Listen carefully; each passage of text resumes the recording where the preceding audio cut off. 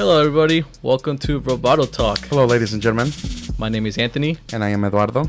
and this is going to be episode 4, Chef's Choice. Yes, it is. And why is it called Chef's Choice? You're wondering. It was because today is going to be a special episode. Special episode. We have a special guest. We do have a special guest, and this person is he's a funny, big heart, and I think that you can honestly depend on this person, whatever situation you're in. So without further ado, Alexis Gomez. What's up, you guys? Welcome to Bravado Talk, Alexis. Thank you guys for having me. Big fan. Thank you. How you been, man? Good, man. I mean, there's been ups and downs, but I've been really good. Yeah, I mean, true. Fortunate. Yeah. That's good. So tell us a little bit about yourself, Alexis. Where are you from? Well, I'm originally actually from Santa Ana, California, the OC. But I was there until I was 8 or 9, and then my parents moved us out here to Ontario, California. Okay. So I've been out here since like my preteen years. So I like to call it my hometown. So yeah. So from Orange to the Inland Empire. Yes, sir. That's where it's at. So, yes, sir. why did you guys move? Well, the reason that we moved was my parents. They felt like it was time to get out of the hood, because I mean we were really just like living in the studio apartment, the 5 of us. Mm-hmm. So my parents were actually like saving up, grinding just to like finally move us out of there, because they didn't want me to be influenced by gangs, or I was still at the young age where I could still learn or like avoid being part of like a cholo and all that kind of stuff. Okay. So there's a lot of shootings and all that happening when in that kind of like scenario in Santa Ana. So my parents wanted to avoid that as much as possible. So they grinded as much as they can just to get us out. So yeah, I mean that was the main reason why we got out of there. Okay.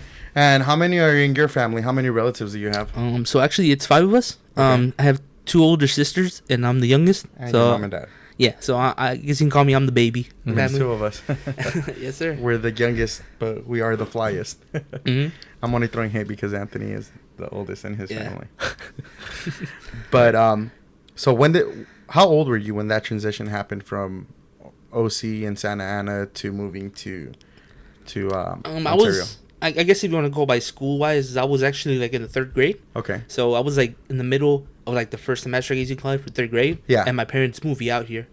So it's a different atmosphere, because the thing about in Orange County is that the schools are like their academics are higher standards. Okay. So when I was actually in the 3rd grade, they told me that like, oh, you're ahead of us. Like we're actually out here, I guess in Ontario, like their standards were like, oh, you're ahead of what we're teaching already. Mm-hmm. So they had to slow me down, and I had to adapt to their like catch up to them, and then just start learning with them basically. Okay. And how was that transition from like, having friends in OC to especially as a what, 9-year-old? Yeah, especially as a 9-year-old, because you always hear those stories about like making new friends, and you're the shy one because you don't know anybody. Can you touch a little bit on that, or if you remember at least? Honestly, I can't really remember like precisely, but I've always been like I can fit in any group kind of like. I can adapt to people and all that. Yeah. So I mean, it was a little difficult. I mean, the thing is, I mean, like anything, I mean, kids are gonna be kids. I've always been big. I've always been like, I guess, overweight since I was young. Dude, I was born like 10 pounds when I was born. So I've always been a big dude. So there's always been those kids like around that age from like 3 to 6th grade. There's always the fat jokes, kind of stuff like that. But I mean, so then I kind of build a tough skin, and you gotta be able to come with comebacks, all that kind of stuff. So yeah, I mean, this is ups and downs, but I can't really remember that much, because I mean, you just gotta go through it. You just breeze through it. Okay. Yeah. So 3rd grade, right? Did you? Sorry about to interrupt you. Did you like the transition? I mean, which one do you think is better, Orange County or over here? Or what do you think? Well, I mean, at the end of the day, I mean, I was young, so I mean, you kind of just adapt to your surroundings. I mean, I don't have a choice to stay in Santa Ana, Yeah. My parents made that, but I really appreciate them for going above and beyond for us. Like, the only thing is, like, growing up, me and my sisters were actually like we were basically taking care of each other. They're like 6 years older than me. So when I was in 3rd grade, I was like probably like 7, so they were already like 13, 14, So they were like older than me, so they would always have to be like the mom. Like they would go to my parent teacher conferences and all that, because my parents would be working. Like when we moved to Ontario, they still work in Santa Ana. So that's a commute. Yeah, so they would wake up at 5:30 in the morning, and they wouldn't be home back until 8, and then do it all over again from Monday to Friday. And then my dad would be doing like office cleaning from Friday to Saturday night. So basically, they were never home. My mom would be home on the weekends, but it was basically me and my sisters basically growing up. So yeah, so it was like you gotta get you. I kind of like I've always been used to that since I was young. So like now that I'm older, like I'm actually around my parents more. It feels weird because like even growing up, we were never really that close, you know, like that in that sense. You know, I can kind of understand where the point you're coming from, because I come from a family of 6, and it's 2 brothers, 2 sisters, my brother, and then there's me. So it was pretty much my oldest brother was in Mexico, so I was left with. Well, my mom and dad recently purchased their. They were working too. They purchased the restaurant too, and you know they would work day and night. And you know, when you buy like a restaurant, you know it's not like you get paid salary, and it's not like, you know, like you can pick your own hours. It's you have to put your blood and sweat and tears to it. Yeah, it's from like all 24 hours. Like anything happens, you gotta be accountable because it's your restaurant, you know. Yeah, pretty much. And so my brother Caesar,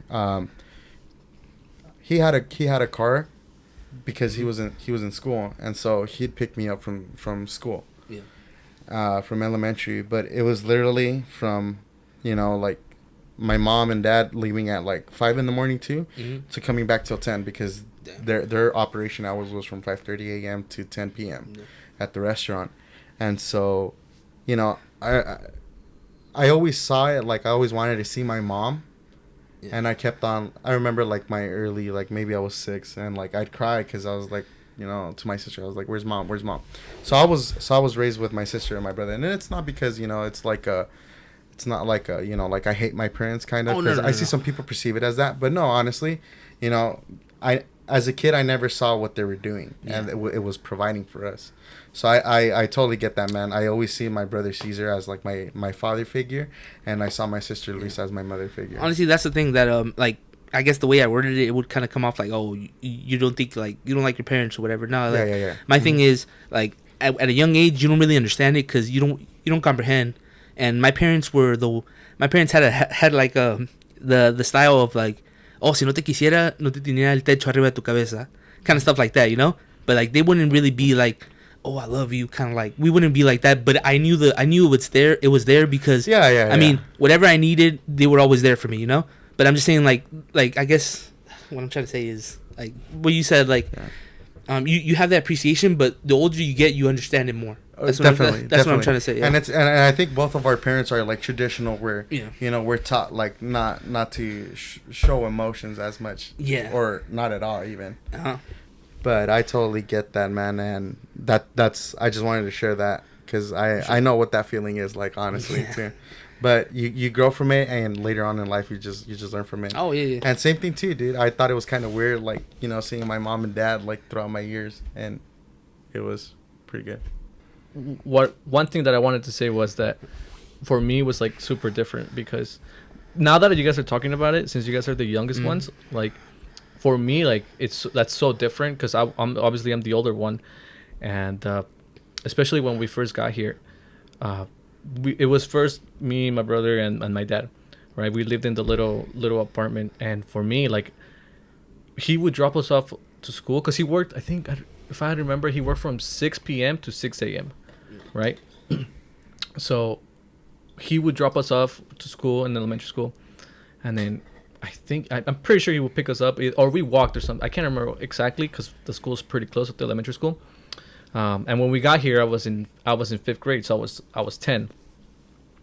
And you know, he would pick us up, we would go to school, and then he would leave. So then I had to take care of my brother pretty much, right? My dad gave me the phone because he got a phone for us, you know, to call him just in case anything happens. And you know, I had the responsibility to take care of my brother, and we were on our own pretty much, you know, like since 6 until we fell asleep. And then the next morning is when he would be there and take us to school. And I just think it's super interesting how, you know, you guys say that your older siblings are like your parents, you know, like, but for me, like, I've been through with my parents with like Yeah. You know, through everything. I've seen my dad like suffer, my parents suffer and everything, and my brother too. Even though like, you know, I'm the older one, we're only 2 years apart, Yeah. so it's not that much of a difference, you know. But you know, just kind of wanted to share that with you guys because you know I can see how, you know, how different it is. But honestly, I find that really interesting because like you get to see like I'm pretty sure you didn't know, like you felt nervous because you were in charge of everything. Yeah, you know? dude. Like having no experience or like knowing what to do. Mm-hmm. Now that you kind of share it, I'm just like, well, like my sisters are probably like nervous, just like, Yeah. oh, what am I supposed to do? I don't have Yeah. a charge, but It was weird, yeah. like you don't have a guide, you don't have a guidebook, you know, or a guideline. You just gotta figure it out. Well, as you go. luckily it was in the beginning, you know. Uh-huh. It was you know, for a little bit. Mhm. It wasn't like for years, but you know, going from, because we came from Mexico, right? Yeah. And we came when I was 10. So going from that lifestyle to then it was super different. And that's kind of why I asked you like how your transition was going from there to there, because for me, like, you know, from Mexico to here, you know, I had to learn the language and everything. It was just so different. But at the end of the day, you know, I ended up liking it. I think you know, it's way better here. But yeah, man, like that's pretty much it. So let me tell you this.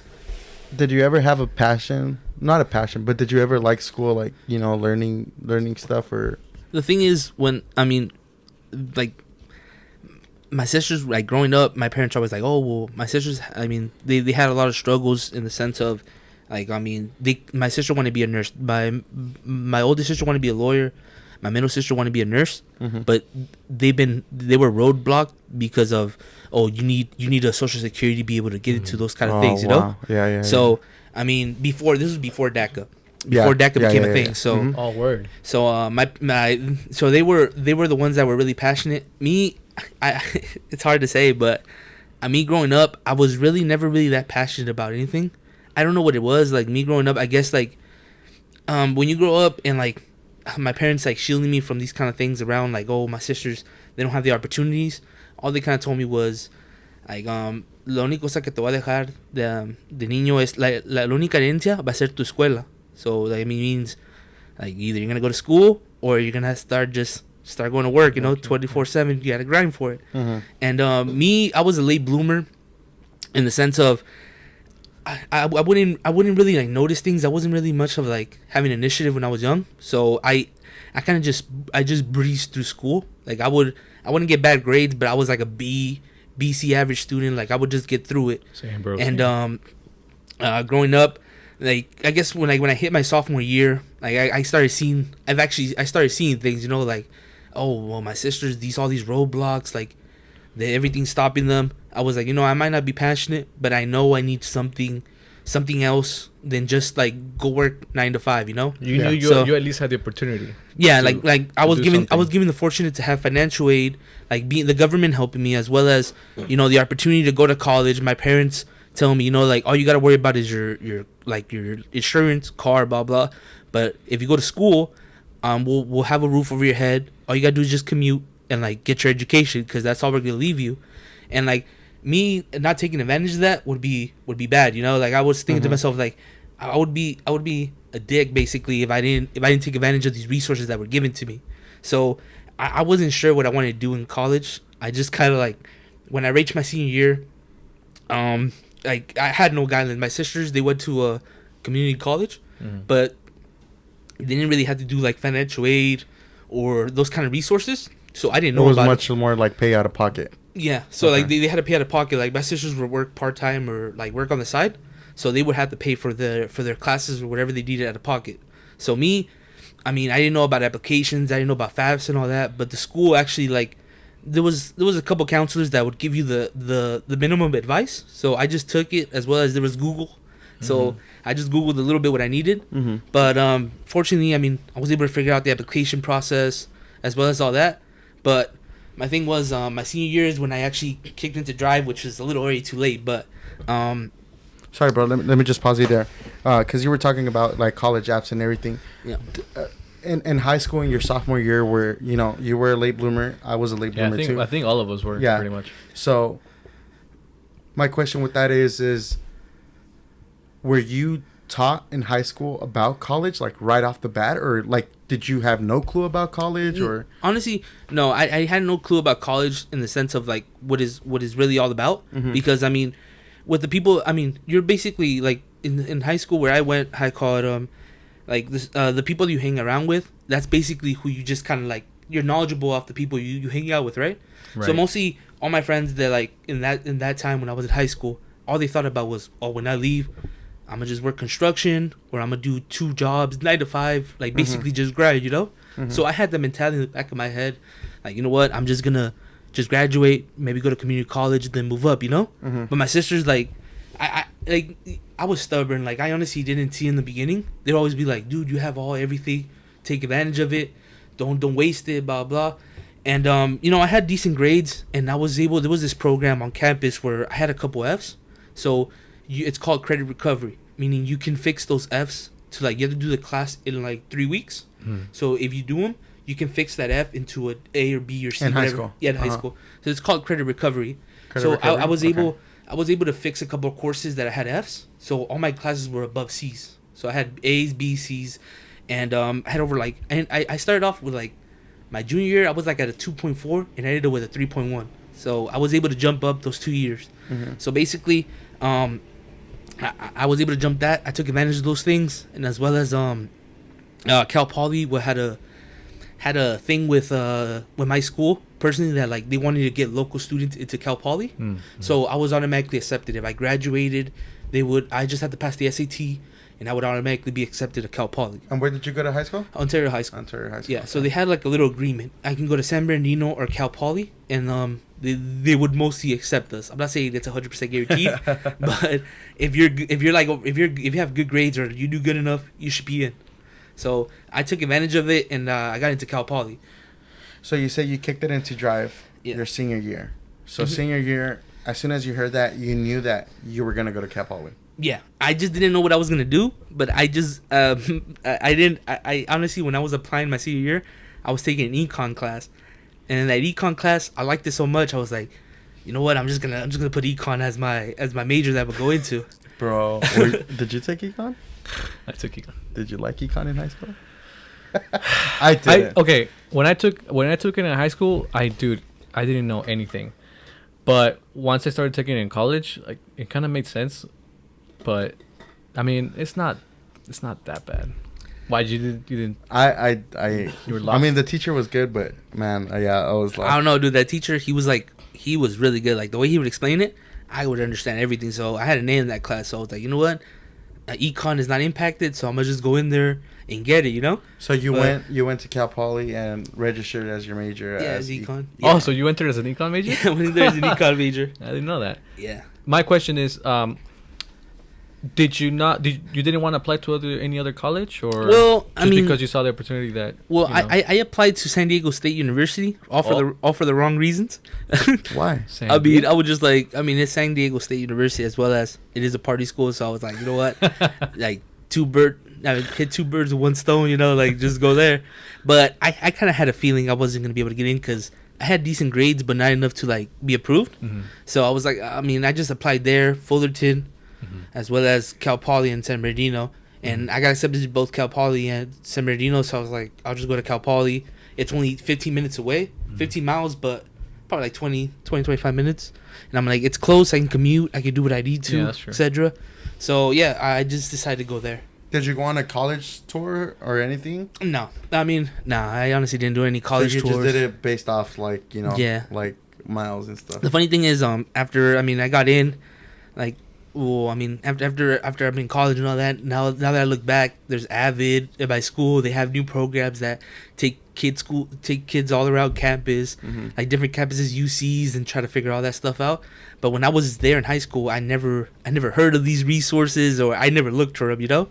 And it's just like, man, like I had so many opportunities that probably were there, but I just didn't take advantage because I was stubborn, or I was a late bloomer to all that. So, college applications, if you can remember vaguely of how you applied, like how was it easy or was it difficult for you, and who helped you through that process? Well, I mean, there's some counselors you can go up for advice, be like, oh, what did I put here, or what does it say here?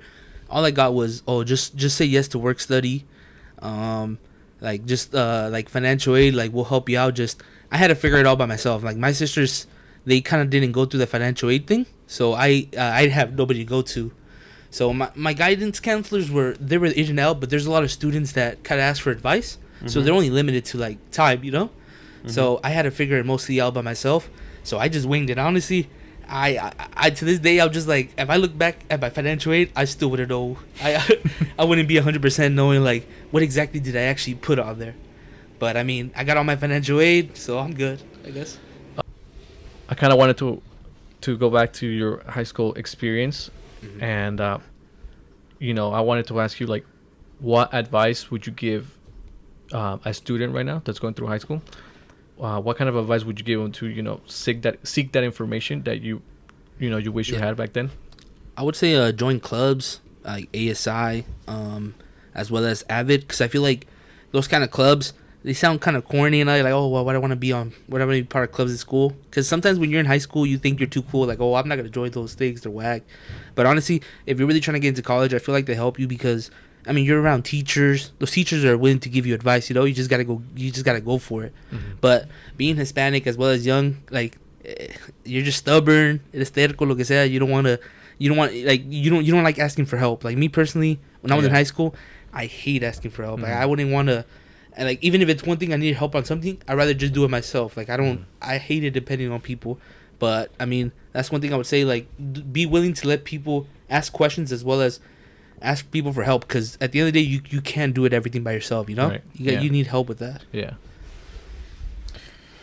So now that you talked about your high school experience, how was your orientation like? My orientation for college? For Cal Poly, yeah. For Cal Poly.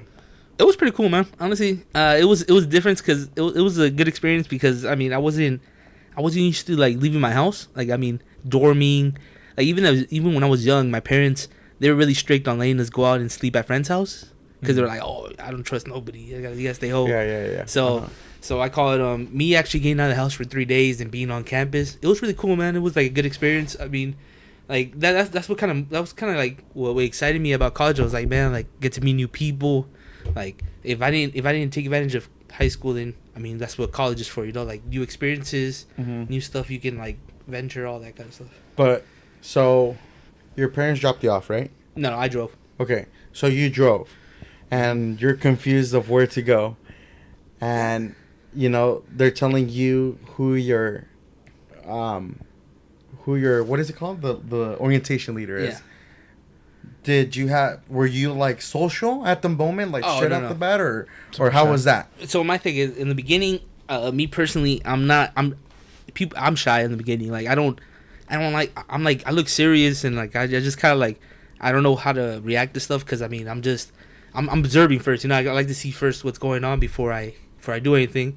But when I get comfortable, I kind of express myself. I'm more jokingly and all that. So I was nervous in the beginning because it's like, dude, it's over like 300 people, whatever it is, like everybody split into like 18 groups, like your orientation leader, and then the thing about it is that the orientation leaders have so much energy that they kind of like make you feel comfortable. It's overwhelming, huh? Yeah, so they make you feel comfortable, and I felt cool after the first 2 hours after we did all the boring stuff, like introducing all that.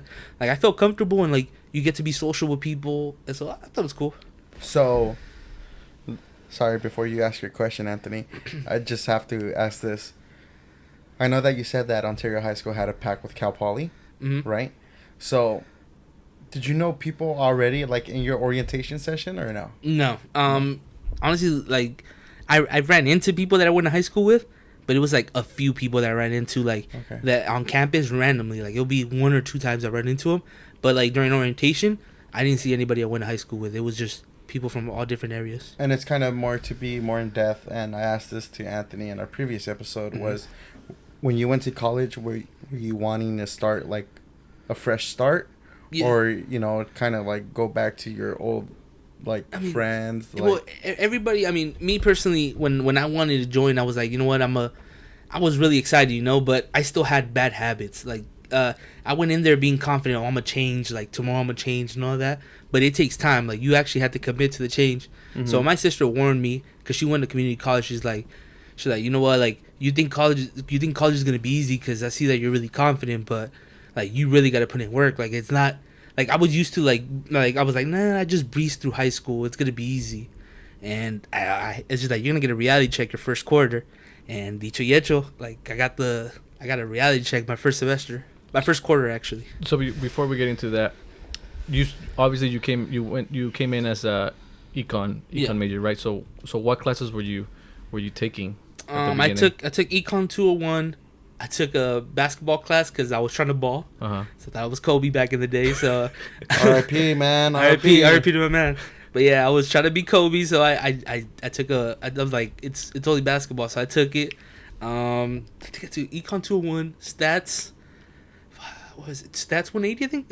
So all stats, pretty much. Yeah, it was basically stats. Econ. I took I forgot the third class, but for sure it was in econ statistics, and I took a basketball class. So it basically I took like 13 units. So why do you think it, like, you know, now that you're talking about your classes, why do you say that that it was a reality check with what you were saying previously? Because I mean, the reason I say that is because, I mean, I was born here, so I haven't really had a struggle like my sisters. Mm-hmm. My sisters had barriers put on them, as well as like obstructions that would like they have to jump over it or they had to figure it out and all that stuff.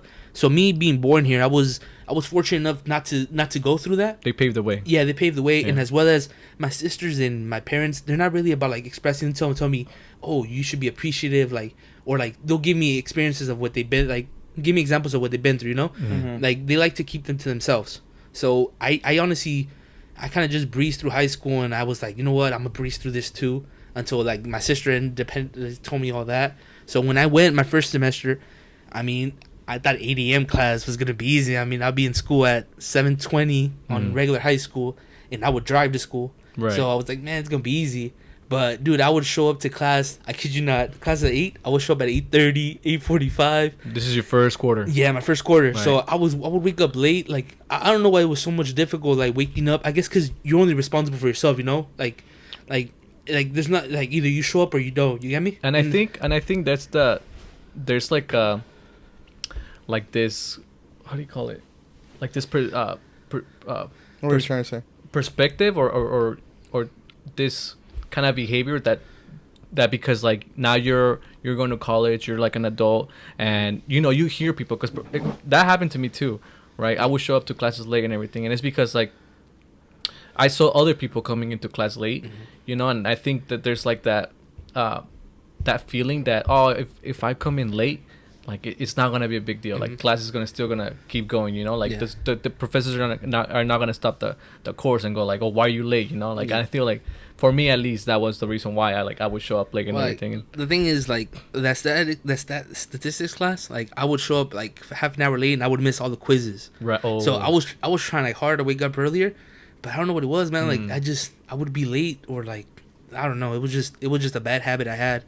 And you didn't dorm? Sorry, you didn't dorm? No, I didn't dorm because, I mean, I felt like it was a lot of money. I mean, I wasn't going to go into debt for like 10 G's for like a whole year or like 15. I was not going to do all that. And you were close. And I was close, so, I mean, if I'm already getting paid for like they're covering my school, so I would just commute. I'd rather just do that. And it is, the first year, I felt a struggle because, I mean, I would just go to school. I would go to school and drive back. And then it was the first weeks. I just felt like, honestly, I was about to drop out. Like I wasn't really sure what I wanted to do. I was just like, I was going to class. I was zoned out. I wanted to come back home. Like I felt like it wasn't for me because I wasn't doing me. You know, I was wasting my time. But I fortunately my brother-in-law now he was able to get me a job on campus. So I was working, and then I was working on campus as well as going to school. So that kind of made it easier. So I was on campus at all times. So, I mean, I did. You already know this story. I always say it. Go for it. My first semester, I got a 0.5 GPA. Quarter? So, yeah, quarter. My quarter. I'm thinking semester because of now. Yeah. But, yeah, my first quarter, I got a 0.5 GPA, dude. Like, I failed every class at basketball. And I was... Kobe. Oh, God. Yeah, man. Like, I had, like, a D- in one. I think the third class I had a D-, but... I had an A in basketball, a D- and the rest were Fs. And, like, I was bad, man. Like, I honestly was not. I was at a 0.5 GPA. I'm not even at a probation. I'm in subject to disqualification. Yeah. Meaning, I'm one door out. Like, if I don't pick it up fast, I'm out the door. Like, they're not gonna accept me no more. Mm-hmm. So I was nervous. I was like, man, when you go back home, you don't talk about this. You know, like my parents, I'm not gonna tell them I'm failing, none of that stuff. So I just keep it to myself. And I'm like, well, I'm gonna have to step up, leader. I told myself, I said this to myself after the quarter. I was like, either I pick it up over 2.0 in the next 2 quarters, or I'm out. Like, or I'm not gonna do this anymore. This is not for me. So I retook some of those classes. My next semester, I retook stats. I retook all those kind of things, and fortunately, I was over a 2.0 after the 2 quarters. Mm-hmm. So after taking those 2 quarters, I found out econ wasn't my thing. Econ was bad, dude. Like, it was. I was taking the opening courses for the major. The intro. The intro. And dude, I was barely. So this teacher, this is a funny one. Dude, I got a B minus in 202, right? Okay. But the thing is, I literally should have had a D. I should have had a D in that class because you scammed him. No, that teacher, dude, like, he gave us so much free credit. I kid you not. Like, I was at a D. He told me I had D's on both of exams. He says, if you pull a C or above on the final, I'll bump your other 2 grades to a C. So basically, all the homework you done, all that, just your 2 old exams will be bumped up to a C. I'll just switch them all to C. Dude, I don't know how I pulled off a C, but I got a C with the courses. I got a B. I flew through that. And I was no way. Yeah, dude, I got a B by this. I was like, this ain't for me. I ain't doing this no more. Like, I'm like, nah, I gotta look for something else. You should have given them a good review on Coopers or Rate My Professor. Dude, that teacher, oh man, shout out to that one. I think his name was Professor Chang. I don't know what his name was, but I don't know if he's still there. That dude was cool. Yeah, he's a cool dude. But yeah, so my thing is, I didn't know what I wanted to do when after I ended. So I started looking at everything, and like I'm telling you, I wasn't really as passionate as everything. Mm-hmm. But since I was like 16, 17, there was weekends where I would work catering. So I worked catering with one of my other brother-in-laws. I have 2. So one of them, I called him. He recommended me to. He's like, oh, come work with me catering Saturdays, and we'll go do a big one, like 2,500 people in San Diego. So they do one like annually during July 4th. They do one. They're like, oh, we need people, just come through. So I would do it on the summer. I would work with him. I would work with him, and as well as I would work weekends whenever he needed me. So so I started doing that, and then when so that kind of clicked. I'm like, you know what? I'm kind of good with catering. So I mean, I like kind of do it like fast pace. Mm-hmm. So like restaurants and all that kind of stuff. So I walked like that during that time. I was working catering during quarters. I was working catering, so I was like, you know what? I was like, what am I gonna do? And I was looking at it, and I saw hotel and restaurant management, and I said, you know what? Like I really feel I can do this. It's hands on, and they told me I saw the whole project. It said hands on as well as you manage a restaurant at the end of the year, so it's a year project. And I was like, okay, cool. Like, you know, I'm gonna check it out. So I did. And I kid you not, I wasn't used to people being that friendly. Like, when you go up there and they give you a tour, the most friendliest people ever. Like, the dude, like, I kid you not, customer service, like, above a 10. Like, it's crazy. Like, they're like, oh, how you doing, blah, blah. And I thought they were faking it. I was like, nah, I'm not like, I'm like, nah, they're probably just faking it. But nah, dude, they're friendly. People are willing to help you with everything. So I felt just at home.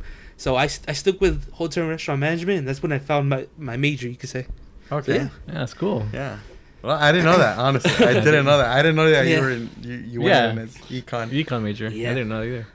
I was many. I wore many hats in Cal Poly. Business administration, art, political science. Honestly, yeah, man. No, but like, honestly, that's the thing. Like, I mean, like, I feel weird saying it, but like now, I guess, like looking back at them, at the end of the day, some people have a passion for what they want. Like when you grow up, you kind of like. I not envy, but just like you want to compare yourself to people like, oh, he wants to be an engineer, oh, he wants to do this, he wants to do that, and you're like, man, and like I'm probably not gonna be as successful as him, but you can't worry about that, you know. You gotta worry about what you're doing, and like I don't see myself making millions, but at the same time, I want to make more than what my parents started off with, you know. Like living comfortable for me is like sounds low, but 60 to 90K around there, like for me, that's more than double of when my parents started. My parents started with nothing, you know? Mm-hmm. So for them, a success is for me and my sisters to make more and live more comfortable than what they started, you know? We started off at a one apartment studio. So I mean, there's only, I mean, you start there. There's only up from there, you know. Yeah. So yeah. No, dude, that's pretty good. I'm sorry. I'm just, you know. So let me just academic probation. Yeah. That I honestly did not hear that story, so I'm kind of like breathtaking because I was in academic probation too, dude. But you know, it was for me. It was like more warnings and you know, like like careful, Eduardo. You know, you're at the point. Like, but am I at the point? No, not yet. But you should pick up your grades. Right? But honestly, that I don't know. It's pretty. Yeah, dude. Point five. You don't want to be there. It's pretty dope bouncing back, honestly, dude. Yeah. And I like. Dude, I mean, the good thing is that I mean, it was only my first quarter, so it wasn't as hard. If you're in your second or third year and you're that low. Mm-hmm. So I mean, if you get all A's or B's like the next semester quarters, your GPA skyrockets. You know. Right. Yeah. So, but true. Still, like that's like that like unmotivates you so much when you see a 0.5. I kid you not, dude. I scrolled through the academic thing, and I was like, "Where's the 0.5 at?" I was like after I finished the first quarter, and I was like, "Damn, I'm all the way down there." I was like, "Dude, like, and dude, honestly, I agree with all of that what you're saying because, as you know, like I went through a similar situation too, my first year. It sounds like for you, it was more like you were just not motivated because you had the wrong major, and you were driving, you know. You were waking up late and things. And I feel like it was just like, you know, you were just discouraged with the whole situation. Like for me, again, like I dormed, right? I dormed my first year and, you know, coming in, you know, into a different environment, like, you know, with other people and you're meeting new people and stuff like that. So with my roommates, dude, like we were just like gamers and like, for me, I had the same attitude as you, where it was like, it will be a breeze, you know. Like I went through high school, you know, like I handled it pretty well. Like how hard could it be? Yeah. And dude, like I would just be playing video games, doing my homework like last minute. I was failing my classes like F's and D's and my exams. And just like you, bro, like I would go home sometimes and, you know, your parents would be like, well, how are you doing? You know, and you don't want to tell them that you're doing terrible.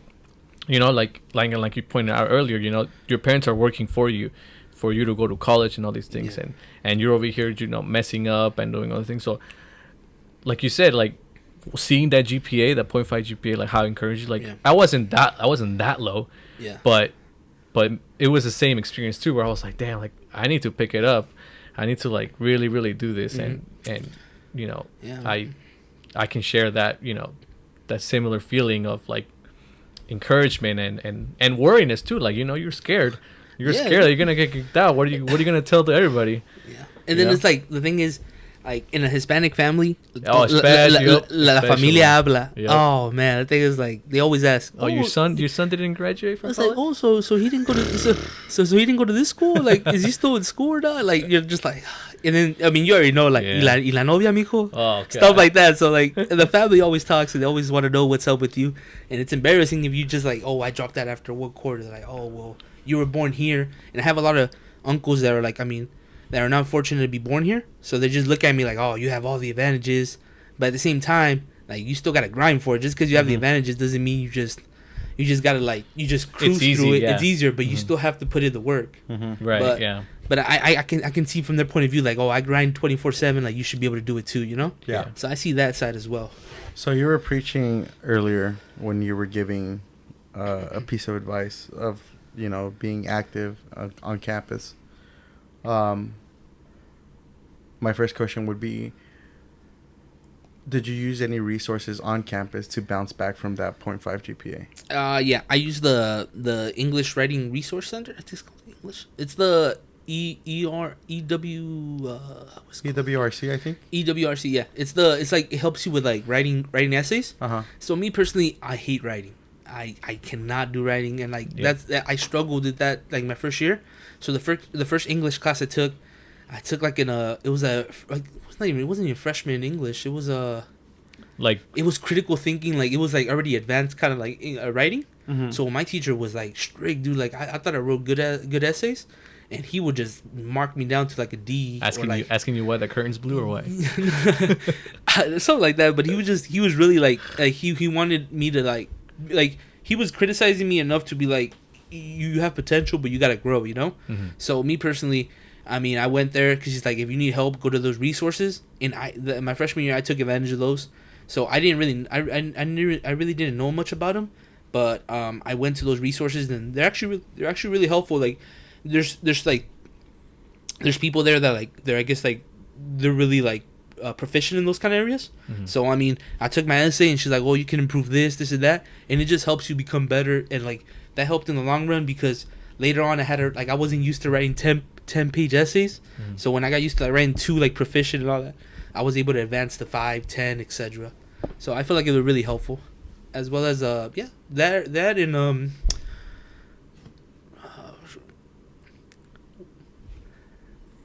well, I mean, if the resources on campus, I would just say because I feel like not a lot of people touch on the subject, about, you know, your tuition covers. It covers, and you know, it's like newcomers or like first gen students don't know about that, you know. And it's like, again, you're going to that, you're afraid, you're not social, you know. Dude, even the library, like in my first year, I didn't know you could like rent out rooms. You can rent out study rooms just for yourself, as well as like there's other things like books. I mean, well, there's books there, but like check them out or whatever you need, or like there's always different ways to get around stuff that like if you don't want to pay for it, like they're there to help you, know. The printers, even free scantrons. That's like certain, like I think it was where is it? Is the Cesar Chavez gives out free? Yeah, there's several. There's several. There's a several. I'm not 100% sure, but yeah, there's several. If you just talk to people around, you always find those kind of resources, you know. Okay, so being more active in campus, were you in any other clubs, organizations, or fraternities, Greek life that you were part of? Yes, sir. I was actually part of Hermanos Unidos with you two. Uh-oh. Yeah, that's where I met the duo, the Bravados. So how did you find out about HU? Well, kind of like you, similar. I mean, well, when did you join it first? When did you join it? I actually joined in my second year. You said like starting your second year? Yeah, it's because I joined in my second year because, of course, the club was there my freshman year, but honestly, I felt like I was not in the right state of mind to be like, I'm gonna join a club. I kind of just saw those clubs and I breezed through it, dude. Like I don't remember. I remember you said you talked to me my freshman year after I joined, but I don't remember all that. Like I just remember breezing through those clubs, and not really stopping. So I had an idea. My brother-in-law was already my middle sister. Her husband that is today. He was an hermano from Cal Poly. Okay. When he was in high school, when he was in college in 2012. Okay. So he was around that time. So he told me, "Oh, you should join Hermanos Unidos. They're really cool and all that." And I was stubborn. I was like, "Man, I ain't gonna join no club. Like, I'm not gonna join your club just because you want me to join it. I'm not gonna do it." So I just didn't want to do anything my freshman year. So my sophomore year came by, and I said, "You know what? I have to be more active. I hate just going work, school, then go back home. If I'm gonna be on campus already doing all these hours, might as well be more active. You know, like be active in the campus community, and it might motivate me to do more." Yeah. So I decided to join it. I've heard many times to go to the meetings, so I finally decided to go, and it was the best decision, man. I mean, I've been with them since then till I graduated. So, but this was your second year, correct? Yeah, second year. Okay. Do you remember when we met? I met you. It was the second quarter. Second quarter. Do you remember what you were doing? Well, we went to the retreat. No, during the meeting. Nah, I don't remember that. You were playing football with Luis. Nah, I don't remember. You don't remember that? No, I don't remember. That's like the first Dude, I'm telling memory you, that I have from you. Really? Yep. During that meeting. Do you remember when we met? Yeah, first meeting. I remember you shook my hair like, "Oh, how you doing, man?" All friendly. And I'm telling you, dude, it was like when I met the hospitality, like I feel like people were being too friendly. So I was like, man, like why are they being so cool like that? Like, are they good? Like, is this like an act?